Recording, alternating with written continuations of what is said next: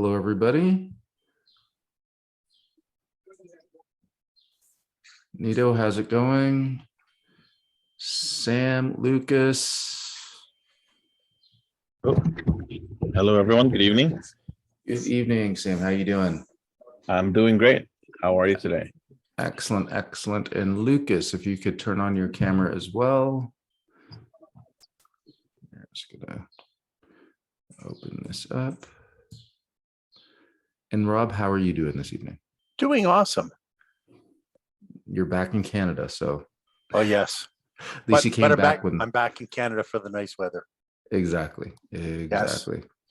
And my wife is happy we're back with the grandkids. Awesome. That is very important. Right. Well, guys, we won't wait any longer. We'll kind of get started. And since there's only a couple of you on, we're going to kind of leave this as an open session. So I'm going to actually use the PowerPoint as cues to just open up kind of discussion to allow you guys to ask questions of myself, Rob, and Robert, and maybe kind of share where you're at in terms of kind of these phases in terms of real estate investing.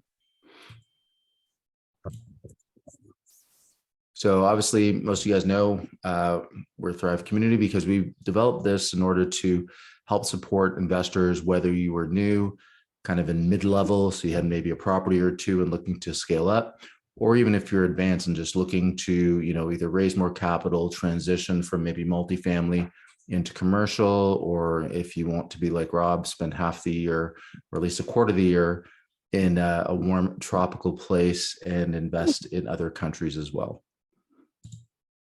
So we're going to talk about risk management, common barriers in terms of real estate investing, understanding real estate investing, how to build your knowledge, and we'll talk about financial strategies and how to really, finance real estate deals, whether you're looking at financing them conventionally or unconventionally.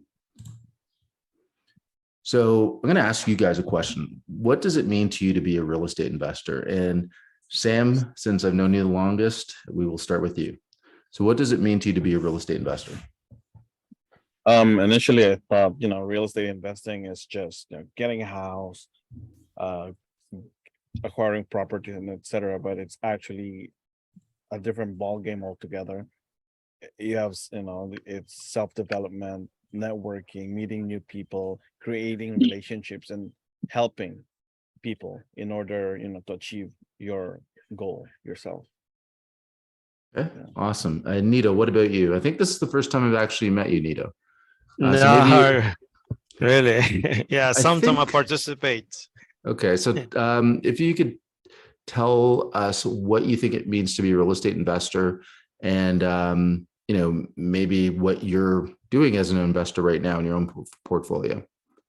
For me, I think real estate investors to create a passive income with the goal is to be financially free, create the wealth that I can pass it to my, down to my kids, kind of like generational wealth.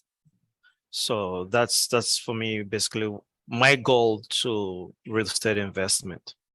Okay, awesome. And Rob, I know you've been investing in real estate longer than any of us, but you've obviously transitioned from somebody that was not an investor to where you're now. But maybe you could share what it means to you today, just so Sam and Nito and anybody that catches recording can gain perspective on what it means to be a real estate investor when you have kind of left that 9-to-5 world and enjoying kind of the fruits of the education, knowledge, mentorship, and investing that you have.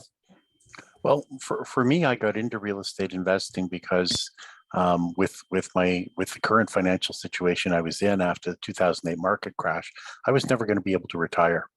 Self-employed, no pension. And I was looking for something that was not going to necessarily be all passive, but that was going to be something that I could do as a way to earn income from anywhere in the world with an internet connection. My goal in looking at real estate, when I started doing all the initial numbers and I started saying, gee, I'd really love it if I could be a completely passive investor. And when I realized when we're starting to talk about, $100 a door per month, and you're looking for somewhere in the neighborhood of $10,000 a month to live, well, that's a lot of doors. And being able to build up to that at the time didn't look like it was going to be a feasible alternative.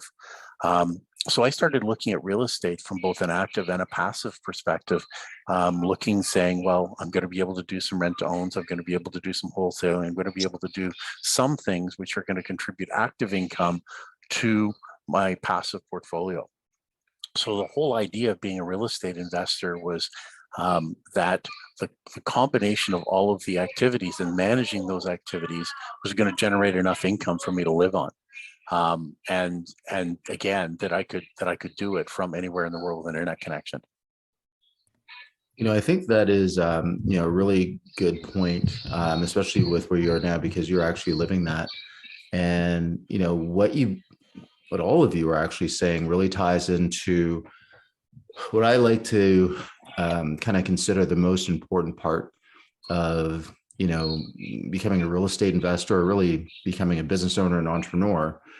And that is, really defining your why and also selecting a strategy.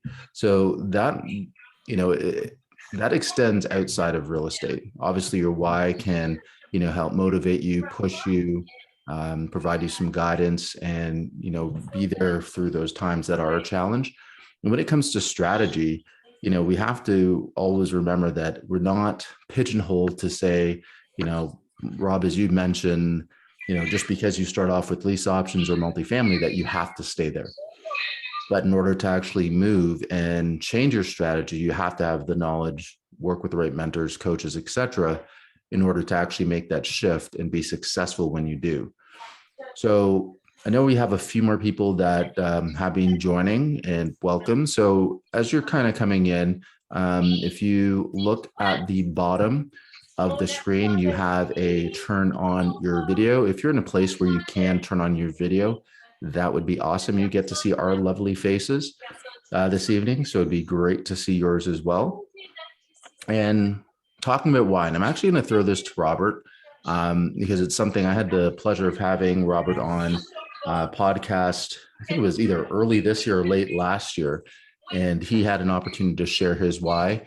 And I thought it was, extremely powerful. And for those of you that, well, I won't take it away from Robert. So Robert, if you could just share your why. And for those of you that are on, if you are in a place you can chat, I'll be asking you. And if you're not, I'll be asking you to type it in.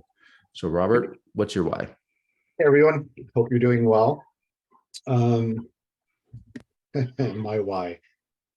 So just to give you a little bit of backstory, I used to be in the corporate world, and I am a workaholic.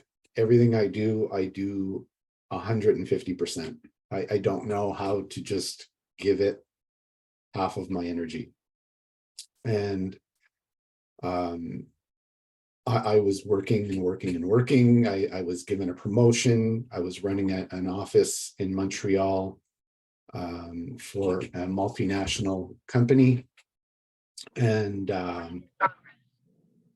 I just burnt out. I was working, and I had 2 young kids. And then finally, when they were, the only time I really spent time with them at that point was to fall asleep on the couch, passed out on a Sunday, with one of them laying on me. And most of my pictures from back then are pictures like that. That's how I got pictures with them, or, going to Sears for family photo pictures, And then when my older kids were 2 and 4, their mother and I split up. And I wanted to be a dad. I wanted to spend time with my kids. So I cut back on my hours a little bit on the weeks I had them, and I would work twice as much on the weeks I didn't have them. And the money was good. I was making a good 6-figure salary. But it just wasn't working. I was getting sick. I was grossly overweight. All of my blood tests were coming back off and it wasn't a good place. So I took a year off. My mother had just died, my wife had just left, and I was just broken. So I took a year off and I spent a lot of time with my kids, and I went back to the corporate world, redid the same thing, worked my ass off 1 week, and then worked 40 hours when I did have my children, and I was running back and forth to pick them up at school, bring them to school. It just wasn't a great lifestyle. It wasn't what I had envisioned my life being.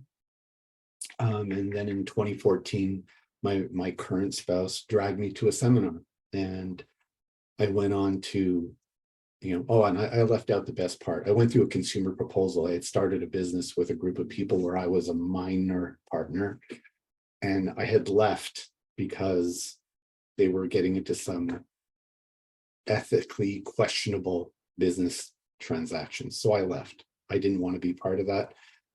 And I was getting calls from the government, CRA, Revenue Quebec. You owe GST, PST, and payroll tax. I don't work for the company anymore. I haven't been there for over a year, maybe 2 years now.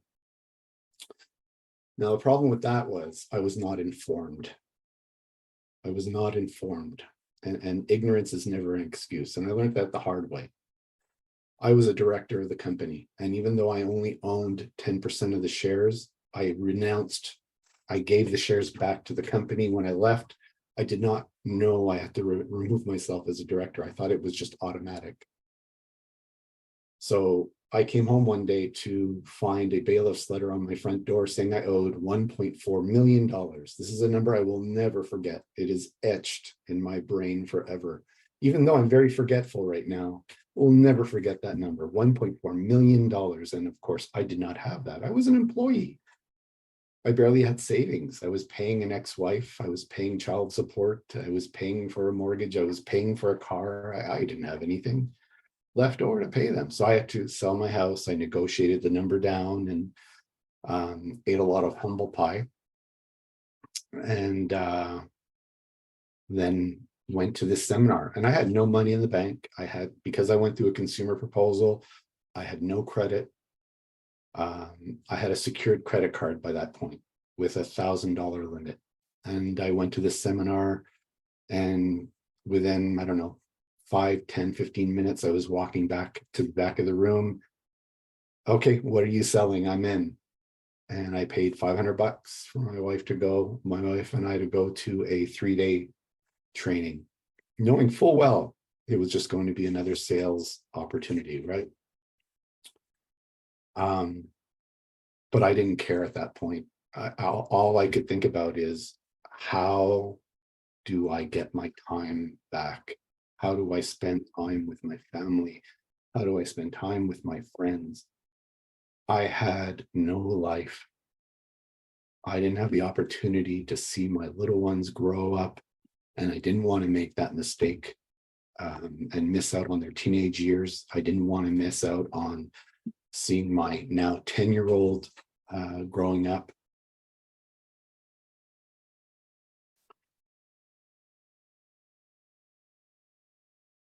So I spent $500 I didn't have to get those 2 tickets. And then we were going through the seminar on the Friday afternoon. And I remember it like it was yesterday, just driving there, and my wife and I looking at one another. They're going to try to sell us something we're not going to buy. We're just going to take what we can learn during these 3 days, and we'll apply it. We're smart people. We can do it. And on the way home that day, we looked at one another and we said, oh boy, this is how we're going to get to where we want to be. And it was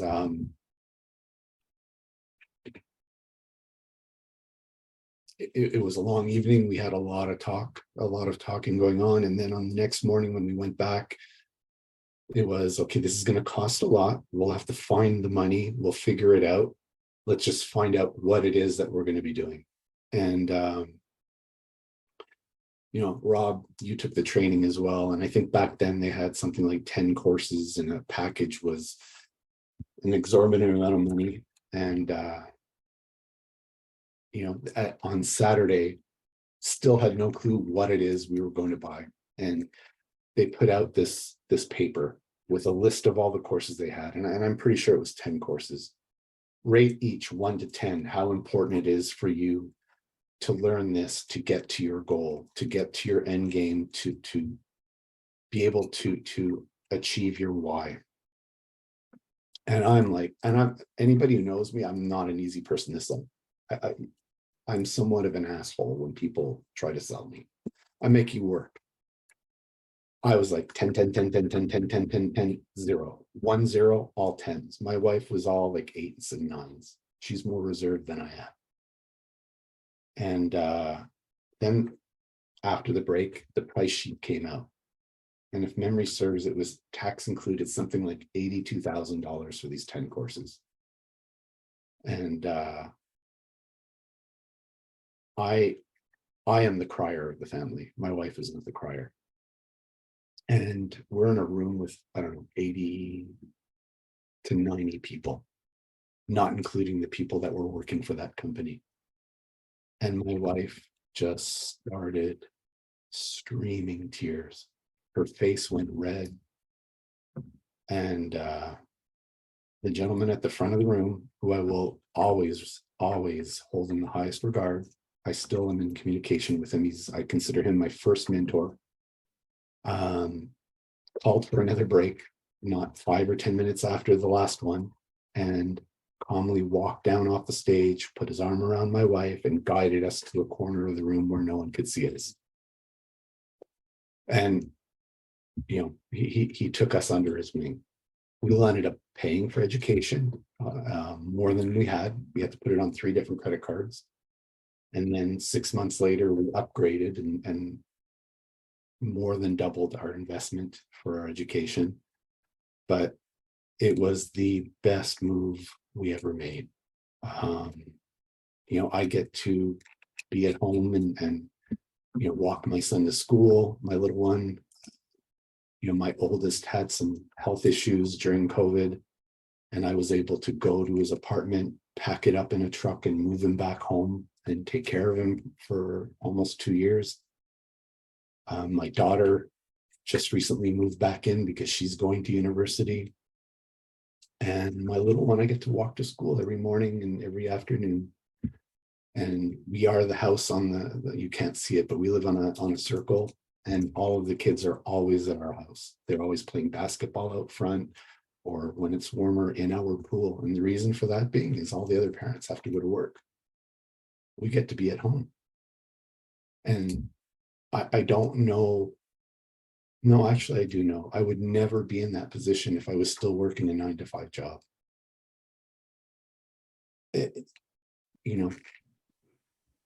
wasn't the lifestyle I wanted. And I'll just say one last thing, and anybody who's heard me speak will remember this, but you have so many people out there, gurus and so-called gurus and celebrities, saying you want financial freedom, you want financial freedom. And really, at the end of the day, that's bullshit. Pardon my language, but it's bullshit. Because that means so much. So it has so many different definitions for each person. What my idea of financial freedom is very different from what Kurt's is, from what Rob's is, or maybe not Rob, but and for each one of you, I don't want the corporate life. I was willing to walk away from that, and I prioritize where my money goes and where my time goes. And if it doesn't fall into my box of why I want to do things and where I want to be, I'm not doing it. And when I was working, there were points in time where I had 2, sometimes 3 cars in my driveway. I can only drive one at a time, but I had 2 or 3 cars at all times. And I'm not even a car fan. Anybody who knows me knows I don't care about cars. I drive a 10-year-old car right now, and because I don't care. I don't drive that much anymore. I'd rather be on a plane going somewhere than driving a car. You know, one day I'll just not have a car and my wife can have a car. I don't give a shit. But my focus, my priorities are my time with my family and having and living experiences. If you want just financial freedom, it's the easiest thing to accomplish, people. Sell everything you have, move to a third world country, pop a tent on a beach, fish for your food. You're financially free. You have no worries. You have no worries. You're financially free. You want a lifestyle. It's not financial freedom. You want a lifestyle. You want to be able to do what you want, when you want, where you want, with whom you want. And you get to decide that. You get to decide what tools will work for you to attain those goals. You know, for me, it was real estate. For Rob, it was real estate. But frankly, I can't stand real estate. Buildings are a pain in the ass. Tenants are a bigger pain in the ass. Excuse me if any of you are renters, but I don't want anything to do with my property, and I don't. I have property management, and I let them do all the work. I have never spoken to my tenants, not as Robert Godet. I have spoken to a few of them as an insurance broker, checking out an insurance adjuster, checking out a building. But and I'm not an insurance broker or assessor, whatever. It just, you want to find a way, and what is that tool that's going to get you to that lifestyle that you want, to spend the time how you want to spend it. And if it's buying Lamborghinis and flying on private planes, God bless you, do it, make it happen. On the flip side, if it's just you want time to do things with your family, to spend and have memories, because your kids are going to remember you, they're not going to remember all the hours you worked. You know, if any of you have kids, you know, they'll play with a toy for about 15 minutes and then it's forgotten, and you'll end up either throwing it out or giving it to Goodwill. Those aren't the important things. Time spent with them, that's the important thing. So sorry, Kurt, I know I rambled on for a long time. No worries. And I think, you know, one thing that I wanted to kind of ask everybody, I saw a few people type in their why in the chat, and, you know, a lot of people, you know, have a very similar why, whether it's, you know, family, time, money, freedom. One thing that I've realized for almost 20 years, and I feel really old saying that, for almost 20 years, you know, working with people that want to get into real estate investing, want to get into business for themselves. Everybody has a why, but, you know, and I want to ask you guys, what do you think the difference is between everybody? And for some of you, I might be talking to you, and I don't mean to offend you, but you know who you are when I ask this question. Have a why, have a dream, whatever it is. But, you know, when the evening comes around, instead of working on your why, you're working on Netflix. Sorry, Sam. But it's the truth. And we have to take our why to actually use that to motivate us. The other important thing about your why in terms of real estate investing is it does determine what your strategy is going to be. If your why is simply to create passive income, what strategy should you be looking at? Generating passive income. Don't say you want to generate passive income and then go try to wholesale. That's not passive. Or flip properties. That's not passive. If your goal is to generate, you know, cash because you right now have debt, like how many people right now have consumer debt that's sitting over their head and you want to clear it out? Well, you can do it over a long period of time, investing in cash flowing properties, but you have to pick the right strategy that's going to help you get out of where you are if you are in a hole and achieve those goals. So that's why I wanted to, you know, and thank you, Robert, for sharing, you know, your story and your why with everybody. But make sure you guys write that down, and make sure that when you write your why down and you look at your real estate strategies, either that you're doing right now in your business or you plan to do in the future, that they're aligned. And if they're not aligned, it's time to shift. And more than likely, that's not shifting your why. That should be shifting your strategy and learning about a strategy that's going to fit with what you want to accomplish. And he was saying, yeah, being too comfortable. Absolutely. You know, a lot of, I don't know if you want to call them entrepreneurs, you know, will start on something. They'll say, okay, I want to get into real estate, for example, and, you know, start investing in property. And they'll work hard for maybe a month, 2 months, 3 months. And then because things aren't going their way, they will quit, or they'll look for something else to do to accomplish whatever their goal is. The ones that succeed aren't the ones that, you know, get out of the gate and they're spending 10 hours a day every single day. They're the ones that are consistent over a long period of time. How many people have abs? I'm not putting up my hand, but everybody knows how to do it, right? You eat healthy, you go to the gym every day, you do ab workouts every day. I'm What the only happens? person in the room who has a reasonable excuse for not having abs right now. Just putting it out there. Everybody else can has do it. excuses. Everybody can do it. But how many people are willing to put in the work every single day for years? That's anything in life you want to accomplish.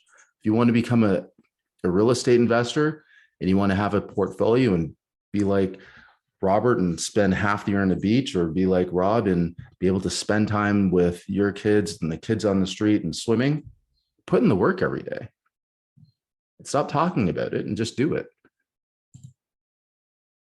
So let's talk about some common barriers and things that hold people back from taking your investing to the next level. And I appreciate everybody that's typing in chat. Those of you that are on camera, feel free to unmute and answer. But again, we're in a safe environment. Thrive Community is a community for you guys. We've all been there. We don't have good days every single day. And there are things that are holding back, maybe not in real estate business, maybe in other aspects of business and life. So feel free to share what's holding you back right now.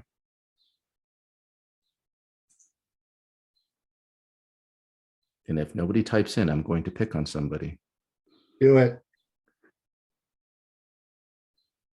Self. Lack of knowledge, lack of capital, OPM, time. Now, time's an interesting one, David, because everybody has 24 hours in the day. So what is the difference with the 24 hours you think Elon Musk spends, or Mark Zuckerberg spends, or other people spend?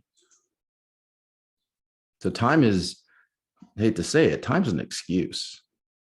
Everybody has the same amount of time. If you have a 9 to 5, if you have a job, if you have kids, maybe it's changing some of the other habits to create the time that you need. Getting up earlier, turn on, as I said, turn off Netflix, turn off the TV, eliminate distractions. So David, I gave you your answer, how you can overcome that barrier. I gave you a spreadsheet for time management, David. Start using it. So self, yeah, and Sam, you're right. A lot of people get in their own way. When we're starting on real estate investing, sometimes it's our self-doubt. Sometimes it could be, you look at other people that, are successful or making headway as real estate investors, and you're like, I can't do that. I don't live where they live. I'm not as smart as they are. I don't have the same level of knowledge. The fact is that all of us on this call, I think we're born into a position where we have some opportunity. The fact that everybody on here has access to internet is an opportunity to invest. Lack of knowledge, Korean, that's an easy one. Start learning. And I know a lot of people attend webinars like this, go to meetups and networking events that are free, and free stuff is awesome. I love YouTube University. I'm learning how to program right now, to build an app. But at some point, you have to go from YouTube University, reading books, and just acquiring free knowledge to actually paying for it. I know the times in my life that I've advanced the furthest is when I've invested not in necessarily an asset, but invested in myself. So when it comes to knowledge, invest in yourself. Invest some time, invest some capital in yourself. Having a lack of capital, we'll talk about that. I'll let Rob, actually, who has his hand up, share a little bit about capital in a bit. But Rob. Yeah, good. I can't stress it enough that when before I got involved in real estate as a business, I had actually done 3 rental properties, and all were unmitigated disasters. And the big reason was because I went into them with no knowledge. I didn't know how to calculate cash flow. I didn't know how to calculate what these things were going to cost me, and the projections that were given to me by developers and by vendors were all fiction. And so I went into this with a rose-colored glasses approach to a property, and I lost money on the first 3 properties I did. And I had pretty much given up on real estate by the time 2001, 2002 came around, and I'd had 3 disasters. After 2008, I actually heard somebody on the radio do a commercial for buying real estate with other people's money, and come and learn how to do it. And that's where I got my real estate start, was going back to school. And that was the best money I ever spent, was the money that I went back to school and learned how to analyze real estate, learn how to buy real estate, learn how to finance real estate, learn how to bring on business partners, learn how to use other people's money. So those are things that when you go onto YouTube, when you go on to talking to your friends, those are all the things that everybody will tell you can't do. When somebody tells you that you can't buy a property with 100% financing, in all honesty, they don't know what they're talking about. Because in today's market and today's society, you can buy property with other people's money and have none of it of your own in. You can be the working partner. You can make money with the knowledge of how to do this that your money partner doesn't have. And there's all kinds of people out there who have money and don't have the time, don't have the desire, don't have the knowledge to actually go out and buy and manage the real estate. And that's where we come in. We actually come in because we have learned how to do that. And you have to learn how to talk to investors. You have to learn how to talk about money. You have to learn all of these things. And the only way that you're going to learn them is by going and talking to people who have done it, and who have done it for real, not the self-professed gurus who are standing on a stage and stomping up and down. You need to talk to the people who are actually doing it and who have done it. Hey, good. Yourself? Hey. Good. And I can tell you that the best money I ever spent was the money I spent on my real estate courses. And this is a good segue. And thank you, Rob, for stepping in. But somebody said lack of funds, and you kind of touched on it. And at the end of the day, the knowledge that you have can find money. The experience that you have can help you find money. It's a lot easier for, and I like to, use this example because it's one I heard recently. If you had a choice between having $1 million, but having no connections, or having no money, but were connected to people that had private jets, yachts, had a vacation home, had access to cars, access to capital, what would you prefer? Have $1 million and no connections, or have no money and have all connections for everything that you could ever need? Connections. Absolutely. Absolutely. So we have to, remove this, false idea that money is everything. Money is not. Money is a tool. that we can use. And when Time is it, everything. yeah, and when it comes to real estate, it's the knowledge that's going to get you to where you want to go. Obviously, in terms of acquiring real estate, yeah, you do have to have the knowledge of how to finance, how to find, et cetera. You have to have that tactical skill in order to accomplish these things. But you shouldn't let the fact of, whether you make $15,000 a year stop you from doing what you want to do. And I've seen way too many people throughout almost 20 years that would say, I'm good. I'm comfortable. I think somebody mentioned that before in the chat. I'm comfortable. I don't need to do this. What does comfortable look like when you hit 65 and you made $200,000 a year? So you're comfortable, or maybe it's 300. You're comfortable, but you have no knowledge on how to invest and how to make whatever you've built up in an RSP, or if you have a pension, last for the next 20 years.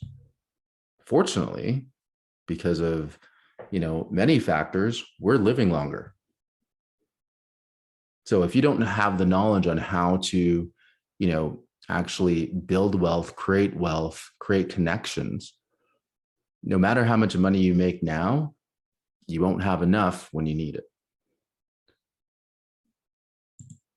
It's another thing that was brought up. And I like how everybody in the chat is just, typing things. It's like you guys saw the presentation beforehand and typed in all of the cues for me, but knowledge. So what is knowledge? Knowledge is what? Finish the sentence. Type in the chat, come off mute. Knowledge is what? Power? What else? I kind of alluded to it. So somebody has to have the right answer. Knowledge is useless until you take action. Absolutely. I'm looking for one word. Michael, I think you know it. Michael Brown, I think you know it. Knowledge is what? Connections, people. Not information, not connections, not people, not wealth. Ties into everything you guys are saying. It's everything. Knowledge is everything. We live in an amazing world where, if you look at 20 something years ago, did anybody think that social media could exist, that you could connect with friends and family members anywhere in the world from a phone? No. Knowledge is everything. At the same time, it's applying that knowledge. I think somebody said that. Kavera, yeah. Unless you take the action. If you have all the knowledge in the world, if you read every single book that's ever been written, but did nothing with it, what do you have? You read a lot of books, but you have nothing. Versus, Sure. Yep. Just to jump in for a moment, you hear the terms use other people's money, right? And that's valid. We do it all the time. But you can also leverage other people's time, leverage other people's knowledge, build a strong team around you. You don't have to know everything about everything. You need to know enough to protect yourself and be well informed, but you should be surrounding yourself with people who are professionals and with people who have done it before and can help you avoid mistakes. That's what lawyers, mortgage brokers, accountants, mentors, teachers are there for, to help you so you can leverage their skill set as well. And you don't have to know everything that way. And you get back your time. No, absolutely. And, the same thing with knowledge, time is everything. We need to buy our time back. We need to stop doing things that are taking up the majority of our day. A lot of people said, in terms of their why, it was obviously family, maybe it was friends. I don't think anybody said going to work from 9 to 5 every single day is a why. So if that's not your why, what are you doing to change that and to stop having to do that every single day? Are you taking the right steps? Are you surrounding yourself with the right people? It's up to you guys. This might be a little tough love session for some of you. But that's what we're here for. We're not here to sugarcoat anything. We're not here to say everything's going to be okay if you do nothing, because that's not the truth. For some of you, I know are continually working on themselves. I know Samuel is working on himself. We chat every single week. Martina, I saw you pop in. We chat every single week. These are people that are investing time and money to actually get the support, help, mentoring, coaching they need to make the steps in life. Now, for everybody that is here and anybody within Thrive community, you guys have the same opportunity to work with us, and not just on Wednesday evening, Saturday mornings, or every other Wednesday, every other Saturday, which are free. Anybody can join any single time. We're here for you. But to truly take that next step, you have to invest not only, an hour or two a week, but you also have to invest financially. One of the things that I heard a few years ago was that, well, it was a question and an answer. Why should I pay somebody to mentor or coach me? Why do you think that is, guys? Why should you invest money for somebody to coach and mentor you versus having maybe that uncle or aunt that's done a couple deals, for example, or started a business coach you? What do you think the difference is? They know what they're doing. They've been there. They know the ins and outs. So it's best to ask help from people who actually has the knowledge versus someone who has an idea or read a book about something somewhere. Absolutely. But guess what happens when you actually invest money with somebody to help you? What do you think that does to them? Does that hold them accountable to help you? Absolutely. So we have an event coming up in a few weeks in Etobicoke. And I think there's been a few posts on the Facebook group. I know a few of you, I think, have already bought tickets, and that's awesome. Looking forward to seeing you guys. Some of you haven't, though. And for 2 days, you have an opportunity not only to, meet with Rob, Robert, myself, Nina, Shelley. We also have some special guests, one of the top mortgage brokers in the country that's going to be there sharing. We also have a real estate lawyer there that's going to be sharing, somebody that's going to talk about investing in private funds as well, that's going to be there. But you have an opportunity to spend 2 days with people who have been there before, being where you have been, and willing to share that knowledge. But you have to invest financially in order to do it. Now, this event, unlike a lot of other ones that you may have seen, is not about Thrive community making money. We have expenses. We have flights and hotels and venue and food, etc. We're doing this to give back. That's it. So you guys have to make that decision of whether or not, investing $500 to spend 2 days with us and also with each other is worth it.